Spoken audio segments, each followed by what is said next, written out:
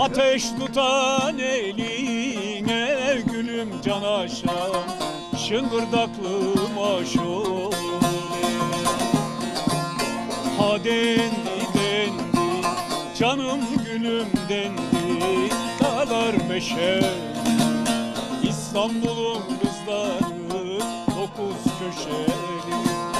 Ha dendi dendi, canım gülüm dendi, dağlar gazeli. Bizim köyün kızları